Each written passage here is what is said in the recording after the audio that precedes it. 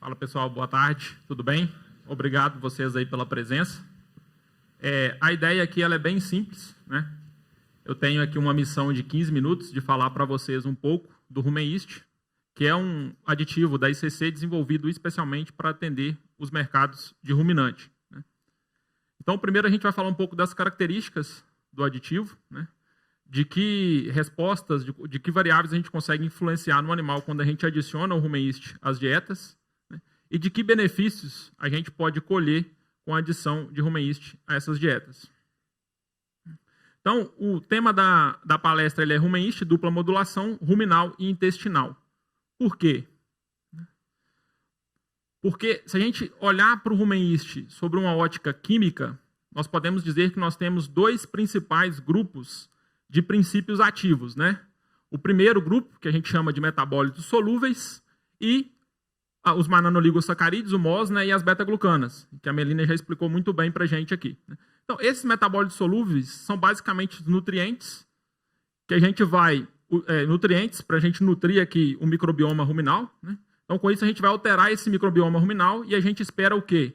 Suportar uma melhor digestão ruminal e ajudar a controlar o pH ruminal, manter o pH ruminal em níveis fisiológicos. Por isso, modulação ruminal.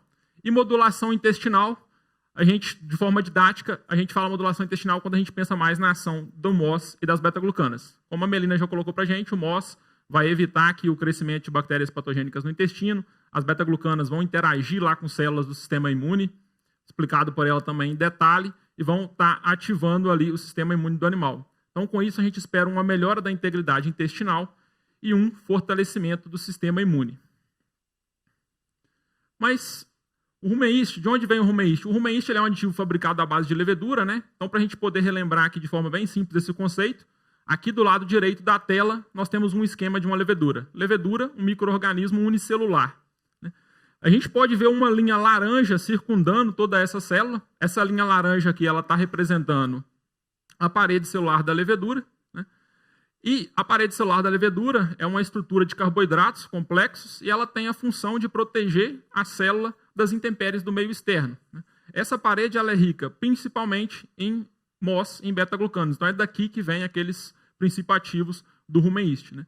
E o Rumenist também ele vai ter em sua composição o conteúdo celular dessa célula. O restante da célula a gente fala que é o conteúdo celular, né?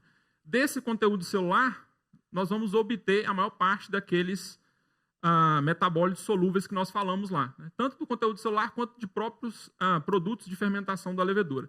Então, a gente poderia falar aqui desses metabólitos solúveis: aminoácidos, ácidos nucleicos, macro e microminerais, vitaminas, principalmente vitaminas do complexo B.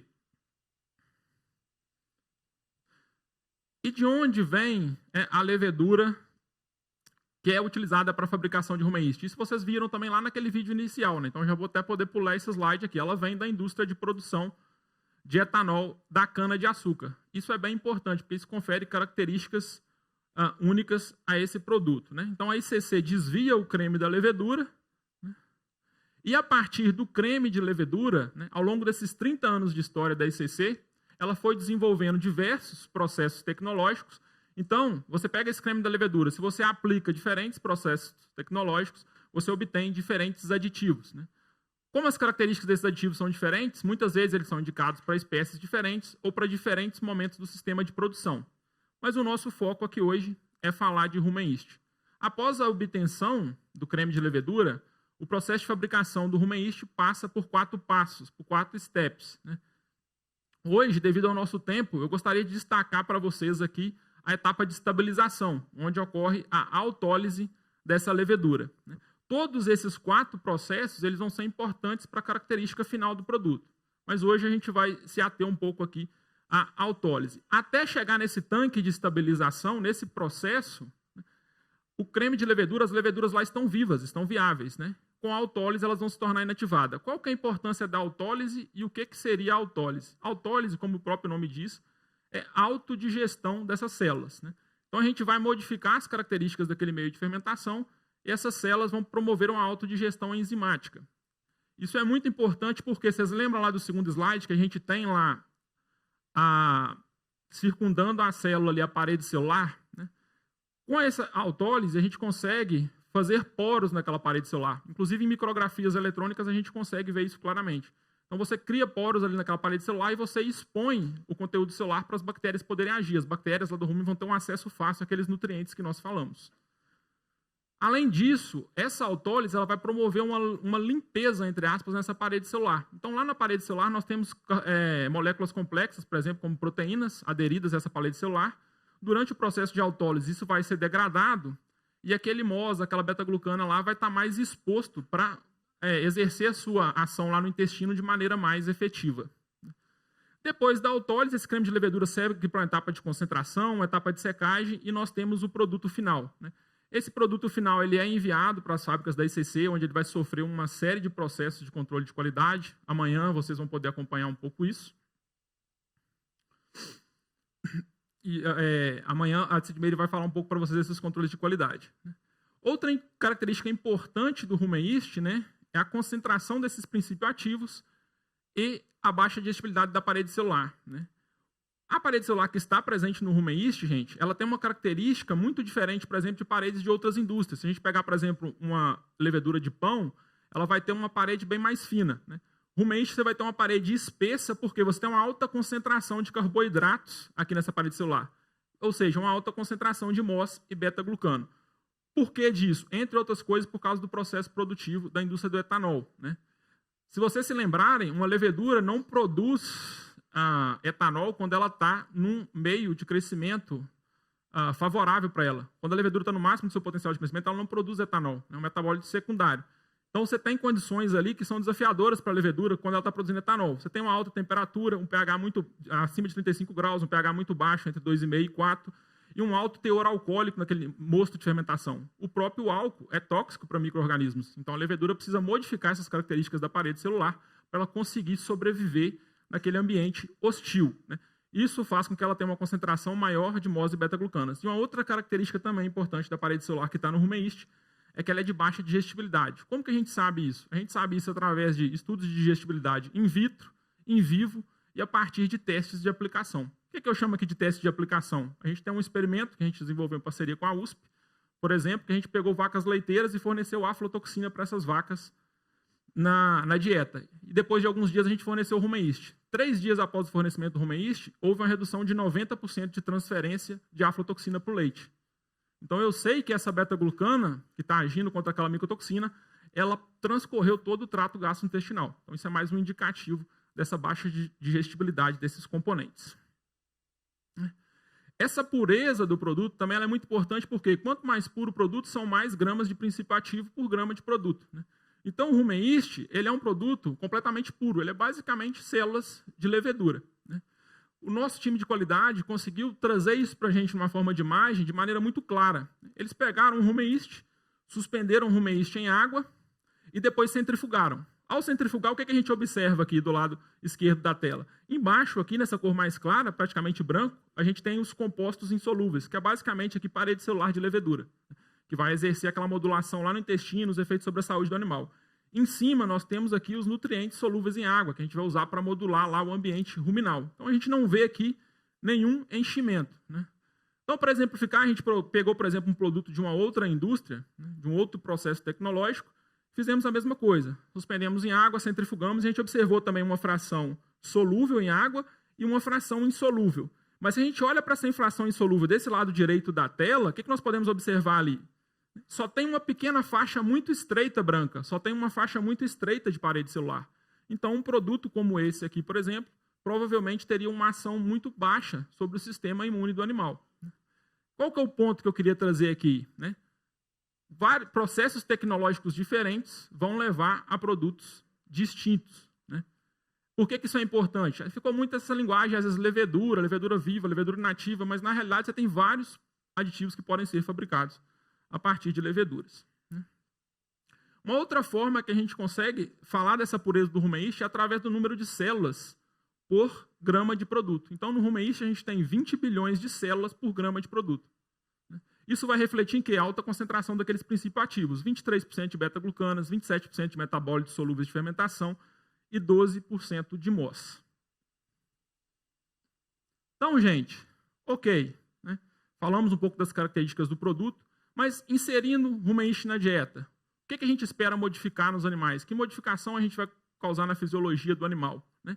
Aqui, do lado esquerdo da tela, eu elenquei algumas modificações que a gente observou nos estudos, mais relacionadas com essa modulação do rumen, né?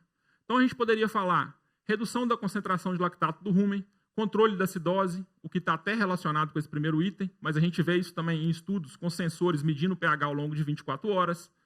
Aumento da síntese microbiana no rumen, então a gente vai conseguir suportar mais micro-organismo crescendo, mais aminoácidos que a gente consegue fazer chegar no intestino. Aumento da digestibilidade, né? E aqui a gente destaca, sobretudo, aumento da digestibilidade de fibras. Otimização do uso de amônia, então nós temos estudos mostrando a redução de micro-organismos hiperprodutores de amônia no rumen. Aumento da concentração de AGV no rumen, ou seja, mais energia para esses animais poderem produzir mais. Aumento de teor de sólidos no leite, aqui principalmente gordura, né? E aqui do lado direito da tela, eu elenquei algumas modificações que a gente consegue fazer no animal através da inserção de rumen yeast na dieta, mais relacionadas com aquela modulação intestinal. Então, eu poderia falar aumento da atividade fagocitária de neutrófilos, como a Melina colocou muito bem anteriormente, aumento da circulação sanguínea de GA, que a Melina também comentou, melhoria da resposta imune inata e redução de morbidade. Essa redução de morbidade, gente, principalmente em animais jovens, né? Como a Melina falou, às vezes esse desafio ele é muito importante para a gente ver algumas melhorias na saúde. Redução do número de episódios e severidade de diarreias, menos problemas respiratórios em confinamento e em bezerras em aleitamento, redução da multiplicação de micro-organismos patogênicos do intestino, aqui no caso E. coli, redução na contaminação de carcaça com E. coli e coliformes fecais, aquilo que o Otávio trouxe para a gente lá no início, né, a importância da gente entregar para a população alimentos menos contaminados, alimentos mais seguros. Redução da transferência de aflatoxina para o leite, aumento da concentração de macrófagos lácteos, macrófagos também células fagocitárias, né? Então a gente tem aqui indicativos de uma glândula mamária com a maior capacidade aí de debelar, de combater processos infecciosos. Com isso, a gente observa em alguns estudos a redução da contagem de células somáticas no leite. E a gente observa em alguns estudos também, gente, redução nos níveis sanguíneos de apitaglobina. Isso é um indicativo de menos processos inflamatórios no animal, né? A Melina explicou lá como os processos inflamatórios alteram a demanda dos animais por nutrientes. Então, isso aqui é muito importante, né? Mas o que era o recado que eu gostaria de deixar para vocês aqui hoje, nessa tarde, né? Isso aqui, às vezes, sozinho não tem muito significado. Mas se eu somar isso tudo, para onde vai apontar o vetor se eu somar essas modificações aqui que eu consigo promover no animal, né? Então, o vetor resultante disso aqui é o quê? Mais carne, mais leite. Eu destacaria principalmente esses três primeiros. Maior eficiência alimentar e menos gastos com medicamentos e tratamentos de saúde, né? E por que é importante pensar nesse vetor, pensar na integração de todas essas modificações aqui? Porque às vezes a gente pega um estudo, por exemplo, que estava até publicado, que a vaca lá aumentou mais de 2 litros de leite por dia. Como é que eu vou explicar isso se eu for pensar só em aumento de digestão, né? Então, esses resultados, essa diferença grande, esses resultados repetitivos, consistentes que a gente observa, né, eu acredito que ele está muito relacionado com esse número grande de mecanismos de ação que o produto é capaz de implementar, modulando tanto lá no rumen quanto aqui no intestino, né? E aí eu destacaria outros 2 pontos também, que em algumas circunstâncias vão ser muito importantes, que é a maior segurança no manejo, né? Então, vamos pensar na indústria de ração de premix, né? Aquilo que a Melina comentou, que vocês falaram, fazenda sempre tem problema, né? Essa parte de saúde, às vezes, vai responder muito a desafio. Então, é uma ferramenta de manejo, de segurança, que, por exemplo, você tem que ter um pacote tecnológico lá nos premix para você, num dia que o produtor errar no manejo lá no confinamento, você garantir que ele não vai sofrer ali um problema, por exemplo, com acidose subclínica e alterar a curva de consumo daqueles animais, né? Ou a mesma coisa, no dia que as bezerras, os animais jovens, estiverem lá mais expostos a uma contaminação ambiental que vai favorecer o aparecimento de diarreia, você ter ali um seguro, né, que vai fazer com que o produtor passe por aquele momento de desafio de maneira mais tranquila, né? Então, o recado que eu gostaria de deixar para vocês hoje nessa tarde é basicamente isso, né? A gente precisa integrar esses mecanismos de ação. De onde eu tirei aqueles efeitos ali, né? De estudos, né? Então, só para ruminantes, a ICC ela já chegou aí a 33 experimentos, boa parte deles publicados, alguns em processo de publicação, né? Então, essa consistência também ela vem dessa base na ciência do desenvolvimento dos produtos. E eu peguei esses estudos, eu tentei compilar ali para trazer para vocês qual que foi o resultado médio quando a gente pensa em produção, né? Então, para terminação, se eu falar em ganho de peso, em ganho médio diário, né, foi um total de 12 comparações entre controle e rumeíste, né? E houve um desvio, um aumento médio no ganho de peso de 3,06%. Né? Se eu considerar, então, um animal ganhando 1,6 kg, ao inserir rumeíste na dieta, né, eu esperaria aí um aumento para 1,649 kg. Aí eu avaliei também para eficiência, né, o ganho de peso dividido pelo consumo de matéria seca, houve um incremento ali, um desvio também de 4% em eficiência. A partir disso aqui, por exemplo, a gente poderia fazer aqui avaliações se a inclusão do produto na dieta é viável ou não. Então vamos pegar esses 3% de aumento em ganho de peso e vamos transformar isso em receita. A quantidade de aditivo que a gente usa dá para a gente o aumento de custo que eu tive. Então eu tenho aumento de receita e aumento de custo. Se eu calcular um retorno sobre o investimento em cima disso, né, eu vou chegar aqui a um retorno de 11 para 1. Para cada R$1 investido em rumeíste, você tem um retorno de R$11. Aqui considerando só o aumento de produção. Né? Não trouxe aqui aquela questão do seguro que a gente falou, não trouxe aqui a questão de redução de gastos. Com saúde, quando a gente pensa em fases que você demanda muito ativar o sistema imune ali, que você tem desafios sanitários maiores. Mas, enfim, aqui só em cima de produção. Fiz a mesma coisa aqui para gado de leite.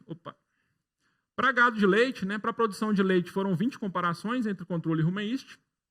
O desvio, o aumento médio na produção de leite, foi de 4,24%. Então, se a gente pensar numa vaca de 25 litros, incluindo o rumeíste na dieta, aumentaria para 26 litros e 60 ml. Né?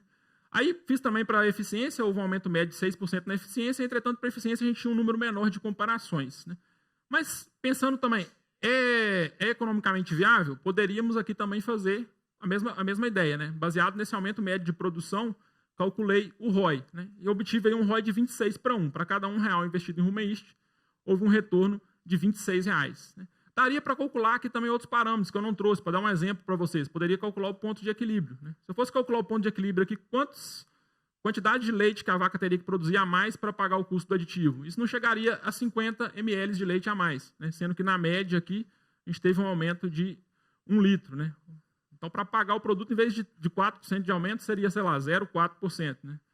Mesma coisa lá também que eu não falei para o gado de corte. Né? Se eu tivesse calculado lá o ponto de equilíbrio, o ganho de peso teria que aumentar e não chegaria a 5 gramas por dia. Né? Então, essas formas que a gente tem de tentar calcular essa viabilidade. E para animais em categorias jovens, animais em situação de desafio, aquela parte de saúde ela vai ser mais importante ainda com as economias que a gente pode obter aí, superando esses momentos de dificuldade de uma forma mais tranquila. Pessoal, o tempo que eu tinha era só 15 minutos, e eu esqueci de olhar, espero não ter passado muito. O recado que eu queria trazer para vocês, então, é isso.